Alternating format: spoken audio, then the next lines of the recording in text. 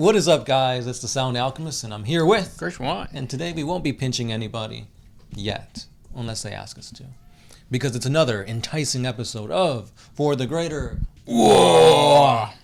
This is a video series where we answer the questions left by you, the viewer. If you have a question for us, just comment down below. Put a question in front of your question because we get to those questions first. And that is what Galan's game did. Grand Cross. He asks. Why'd you say that all like soft and quiet and to the side? Because I forgot about it. It's to the side too. Oh. There's a little dash. He says, I know Space Marines are sterile, but are there any cases where they have had children before joining a chapter? Also, if a Slanesh... Well, let's answer that first. Okay. First of all, don't touch me, I'm sterile. But yeah, so Space Marines, their giblets are either non-existent, so shriveled up that they just fall off, or they become unusable. Because the only thing that a Space Marine should be thinking about is not about clapping cheeks, it's about making the Emperor's dream a reality. Or it should be. Of course, chaos can kind of muddy that. But anyway, so yeah, they are sterile, they don't procreate, and the reason for that is because having a family, having any other type of offspring takes away from their jobs, their main duties of protecting humanity and stuff like that. However, when you look at the most popular chapter of Space Marines, the Ultramarines, the poster boys for GW, that's not really the case. Tell them why, G-Thing.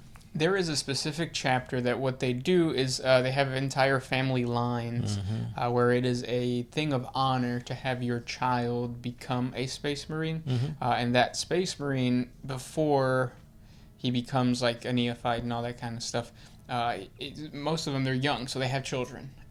So it's like they just have entire families of Space Marines that go into that chapter and have that entire family line. Right. Yeah, I don't know if it is the Ultramarines. I feel like it was, because like you have nobility in the Ultramar section, that it's a very huge thing to have like a son become a Ultramarine.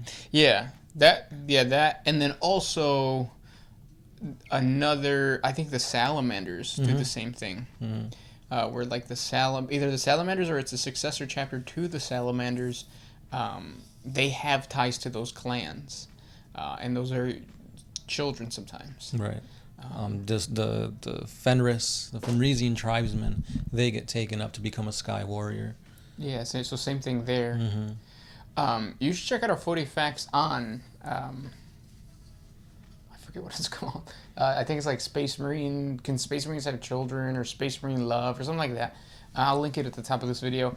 But yeah, I go into in depth as to like the different scenarios that can create a Space Marine, not only child and family, but also relationships. They have relationships with the Sisters of Battle. Chicken wow wow. Yep. Where they go, pinch poke, you owe me a Coke. Yep. And you're in a relationship now. Forever. This next one is by Lux. Plain and simple. How does the average Imperial citizen deal with the weirdness of warp travel? I can't imagine leaving your system for a couple of years and coming back only to find that your planet was eaten by Tyranids 500 years ago, and it's just something you can just get over it. So there's three. You could divide it up into three different factions. So you have the Imperial Navy, the Imperial Guard, and then you have just regular everyday citizens. Regular everyday citizens will more than likely not leave their planet ever. They won't even. Some of them won't even see the sun of their own planet. So that they cope through that. Check out the horrible realities of the daily. Or it's like the daily life of an Imperial citizen or something like that.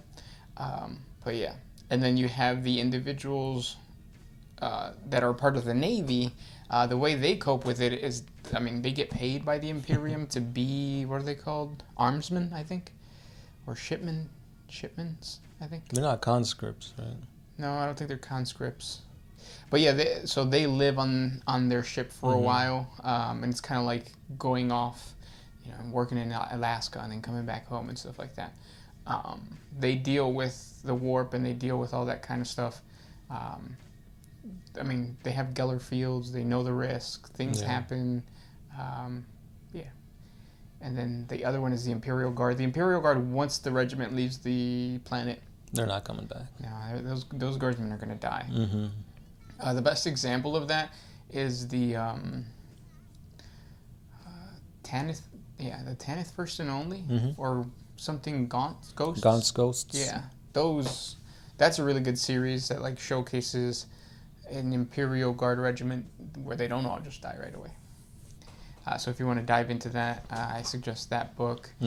Check it out, 40 Facts on the Imperial Navy Hierarchy, or living in the, like, we have all those types of videos. Yeah. But it's tough. It is tough. Right. Because it's not something that you could easily get over, but joining these type of, like, voyages and stuff like that, it's like, the chances of coming back and having things be the same isn't going to happen. Right, it's tough. It's kind of like going into the military and you come back and you don't have a wife anymore. But you kind of cover that by buying a Ferrari or something like that. Ferrari. Yeah. Next question comes from Gofaria Rebels. Been a while. My question. How many Imperial Guardsmen would it take to kill the Silent King? Love the vids, by the way. Como unos 15. Yeah, about. Yeah. I mean, he's silent for a reason. You're going to silence him for good. Yeah. Yeah. We don't have the stats yet for the Silent King. But once we get those, I think that they've been leaked. Have they? I don't know. I feel like I've seen something. But official stats for the Silent King aren't out yet. But I'm pretty sure he's going to be a beast. Because, I mean, he's a freaking emperor to the Necrons. That's true. Yeah, so he's got to be really good, or else, if he's not really good, that's going to suck a lot. Because it's like saying, the Emperor of Mankind came out with a model, and he's not good. Like, how much of a letdown would that be? Yeah. Also in the lore, I mean, he's unkillable. In the lore, he has plot armor. Tabletop, I bet you a Gretchen can take him out. Well, anything can take anything out, right? Yeah, if you roll a 6, right? Yeah, if luck is on your side. Next question. This next one is by Becky Horton. Hey guys, quit talking crap about old people. You'll one day like Waffle House coffee. One day. I don't like coffee, period, man. No? No. Yeah, we opposites. Yeah. Well, you just started drinking coffee. Like, if by just, you mean for like past couple months, yeah. A couple months? I thought it was a couple years. No, for the longest time, I hated coffee. I'm like, how do people drink this? And then once I got married, it's like we had a Keurig. Oh. And I'm like, that's interesting. So I tried it, didn't like it. And then as like the months rolled over, I like it now. It becomes addicting, right? If I don't have it, I have headaches. And when I have it, I have headaches. So, yeah. It's a lose. I feel you, though. Because I do the same thing with pre-workout. I don't drink coffee, but I have pre-workout, which is 10 times worse than what are they called? The Red Bulls and stuff like that. Energy drinks, Monsters. Yeah, it's all caffeine, and it's just going into your system, and you're just like... Which is weird, because that's what I drink coffee to wind down at night. Like, I have coffee, and I have my panecitos de concha, and I just, like, watch either YouTube or anime or SpongeBob, yeah. And that kind of, like, brings me down, which is weird, because it's still coffee. You know, what it might be the carbs from the pan? Yeah, they, like, make you like, okay, I'm going to take a nap now. But that's something that I noticed within, like, our community of war gamers. We are addicted to, like, drinks. Oh, yeah. It doesn't necessarily have to be coffee, but, like, soft drink, or not soft drinks, what are they called? Energy drinks. Yeah, that, and then, like, sodas and stuff like that, which all that stuff is not good for you, for us. Yeah. But, I mean, we're all going to die anyways. Right. And then speaking about old people, I was riding my bike today, and we passed by, like, at least, like, 4 different little, like, communities of like, you know, elderly. Retirement, yeah. Yeah. And I was thinking, like, these are all baby boomers. What's going to happen to all of these houses when they're gone? Because, like... That's a lot, yeah. Yeah, our generation is not having the same amount of kids. Like, at most, it's like, you know of a friend that has 2. If you have a friend that has 3, it's like, whoa. What's wrong with him? Like, calm it down. Yeah. Like, you do know VR exists, right? But yeah, Yeah. the next 20 years are gonna be crazy. It's crazy now. Yeah. That's my Bless you. stomach, yeah.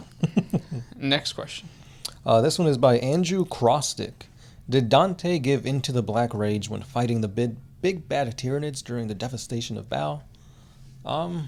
You could say yes, you could say no, but at the end of the day, when you befall upon the Black Rage, you lose all semblance of who you were, and you essentially just become a beast who thinks he's fighting during the heresy. But no, if Dante did fall to the Black Rage, he fell out of it, which has only been done like once or twice. I know Mephiston did it. But yeah, Dante's 100% with his mind. And that's 100% confirmed by having Guilliman name him as commander of the Imperium Secundus? No, Nihilus? Right. Basically, the southern half of the Imperium is in Dante's control right now. Yeah, because you wouldn't put somebody in charge that has, like, clearly mental issues.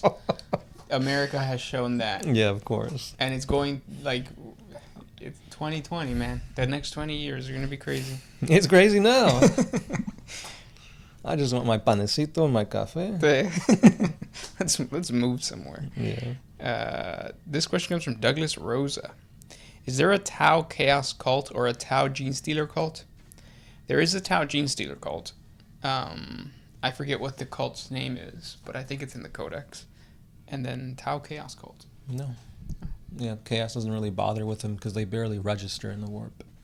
But they do fight against Chaos and stuff like that. So the cool thing about the Tao is that because they're very authoritarian, unified. They're very unified. That's a flowery word of saying. As soon as the cult pops up, they try to get rid of it. Yeah, it's like, ethereal control isn't working. Get rid of them. Yep. This one's by Starfied Peror. What if Dracnian is able to kill Lucius the Eternal on his own, and then the sword feels proud? What would happen? So Dracnian is the chaos sword that is wielded by Abaddon the Despoiler. It is a sentient demon that supposedly cannot be killed. Lucius the Eternal is a Slaneshi follower of the Emperor's children who has been blessed by Slanesh to never be able to die, somewhat. Because whoever kills Lucius, if they feel any little bit of pride in doing so, they start to morph and become Lucius himself, and the person that was becomes a screaming face in his armor. So if a demon kills him, it's interesting because it's not a person. So, because these questions kind of come up a lot, and I think what it is like, whenever you have a spell like that, or like some type of warp effect like that, I see it the same way as like, it's just like ether power interacting with each other. And I don't even think that the outcome is going to be what you expect. It's going to be something completely different. So if you do have an unmovable object that gets hit by a unstoppable force, then like it's not just like craziness happens that we don't even know. Yeah, you can't explain it. Yeah, it's like if these two things did clash, which they're both fighting for Chaos's side. Maybe that's the creation of a god. Yeah. Or maybe the Silent King just dies. Yeah. Yep. Next question comes from Mateus CH. Does Primaris have Terminator Space Marines in their ranks? Not yet. Yeah, they've got similar things like aggressors, but true Terminators, nah. Yeah, not yet though. Yet, right. Because I wonder what they're going to do with the Grey Knights. Yeah, that's a topic that you guys can look into. Will we be getting Grey Knight Primaris? I talk about it in their video. Yeah. This next question is by Din Tran. Can Catan shards, which are fragments of the power of a Catan, possibly combine into a different shard altogether? For example, can a shard of the Nightbringer and a shard of the Void Dragon become together to create some greater Frankenstein monster shard? It hasn't been done.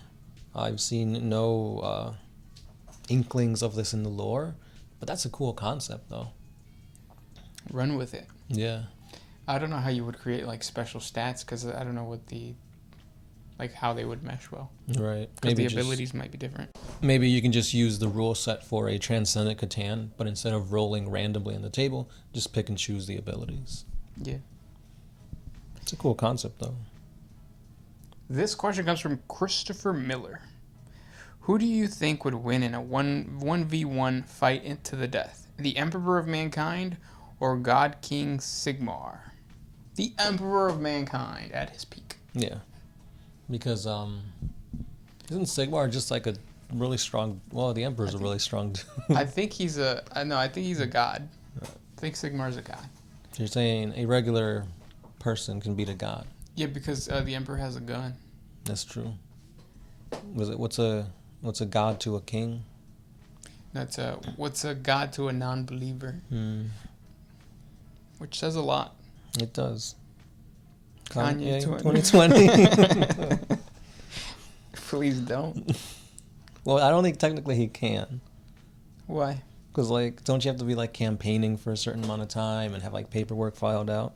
Oh. Dude just tweeted, I'm running for president. Oh. Because I thought the Tiger King was on the ballot. Wasn't he? Like, before he was in prison? I mean, he's already a king. What does he need to be a president for?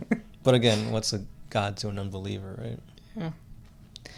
Yeah. Next question. Dragon Wolf Tech. Do you think that Gilliman would ever consider making a clone of Magnus to sit on the Golden Throne? This way they could remove the Emperor and he could regenerate. Gilliman? Yeah. No. That is against the law. Mm-hmm. The Emperor specifically said, no clones, ever. And then the Death Corps of Krieg is like, okay.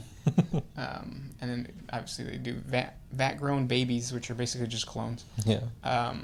But yeah, the only people that have clones of Primarchs is Trazen the Infinite and what's the dude, the one right now? Fulgrim, right? Well, no, it's an Emperor's Children, dude. Yeah, Fulgrim. He's the clone, but who created him? Oh, Fabulous Bill. Fabius Bile. Fabius Bile, there you go. Yes, him. So, and obviously those are Chaos and the Xenos. Mm-hmm. But the one that Trajan has is locked up in his vaults. So In a stasis thingy. Mm-hmm. Kind of like Guillermo del Toro. He's in stasis? Yeah, he's in stasis right now. Guillermo del Toro? Yeah. Oh, shit. You didn't know that? No. Yeah, look it up. Rescue Guillermo del Toro. Rescue him. He's waiting to sit out these 20 years. Yeah. He was like, it's bad now. I'm going to stasis. He straight up Necron the world. Yeah, he did. That's what we need to do. Mm-hmm. This question comes from Charles James. Hey guys, question. In the Tau hierarchy, amongst the ethereals, are there like different forms of thinking, or is it all the greater good, starting my first army, and it's going to be Tau? Good idea. I want to start a Tau army as well. Yeah, the Tau give you a lot of different avenues to play. You can definitely castle up, and that'll be good. You can have like a very mobile shooty army with like flyers and tanks, piranhas. You could play the, how do I put it, Farsight list, I guess, which is very high risk, high reward. You drop close to the enemy, shoot them, buff yourself up with stratagems, and hopefully you take everything out so you don't get countercharged. So there's a lot of ways to play. There's a lot of ways to play Tau, and currently, well, in previous editions, they were really good, especially with like the Riptides and stuff like that. However, going into 9th edition, they lost something huge, and that was the fly keyword. Fly let you jump out of combat and still be able to like shoot. That's not a thing anymore. So if you get charged, you're pretty much done for, because you have no real way to back out unless you use the stratagem that allows you to run away out of combat. So yeah, it's gonna be tough. Like, so when we first started playing 5th edition, or that's when we learned how to play. The common thing for orc players was like if you're gonna start an orc army, Like you need to be an experienced player. Mm-hmm. Otherwise, you're gonna lose all the time. And I feel like that's the thing with the Tau right now. Like if you're gonna play Tau, you need to be an experienced player. Otherwise, you're gonna lose all the time, and you're not gonna like the game. Right. Yeah. On the plus side, you do get Overwatch for free, which not all other armies do. So I guess castling may be the way to play them, because they have the For the Greater Good ability, which if you're charging one unit, the units around them can still shoot Overwatch at that unit. Yeah. And with the use of marker lights and stuff like that, you could pretty much just wipe out a whole unit on your enemy's turn. Yeah. And then as far as like ethereals, each ethereal, yes, does have its own like ideology. Because you have like the guy with the sword, what's his name? Anshi. Yeah, and obviously he's a little different than the guy that died. Alan Va, because he's dead. Yeah. But yeah, you could create your own craft world, and there are rules to make your craft world kind of like your own world. Yeah, Sept world, your own thing. Yeah. Craft worlds are outdoor. Yeah. You're thinking that because you started a craft world? I did, and I probably won't finish it. That's the story of everything. 40K. Mm-hmm. And those were the questions for today. If you guys have more questions for us, please comment down below. Enjoy the next 20 years, guys. Yeah. Gershwan. Sound Alchemist. It's bad now.